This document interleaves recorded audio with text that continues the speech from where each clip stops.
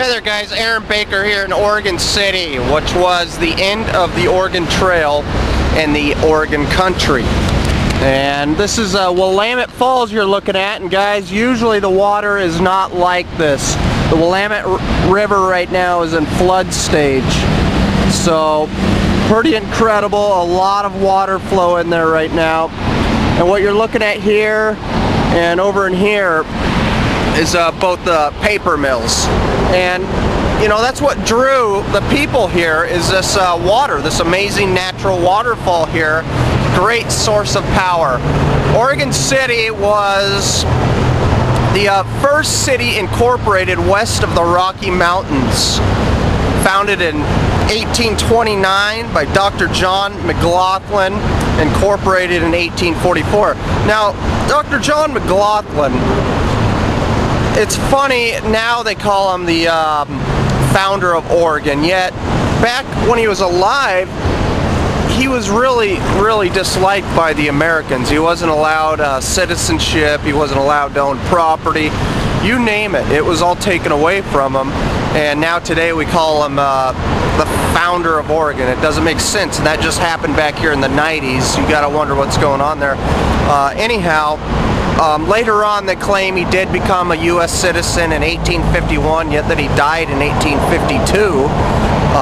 Doesn't make much sense, but anyhow, back then how we really became the Oregon country was the Methodist missionaries. 1839, Reverend Jason Lee, a circuit riding preacher, came out west here, and we even have a statue of him at our Capitol there in Salem and in Washington, D.C. That's one of our children's statues.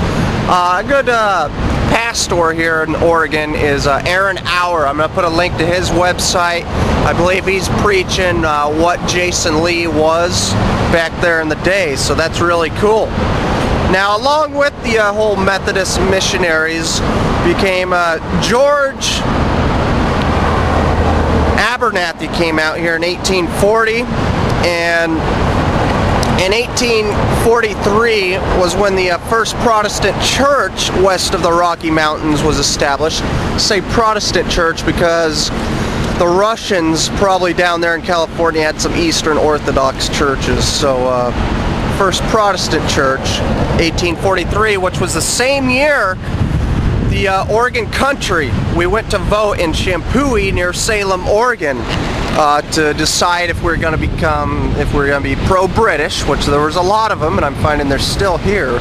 But anyhow, Abernathy was elected our president of the Oregon country. They call him today the governor, yet we were a sovereign independent nation, so for all means he was a president.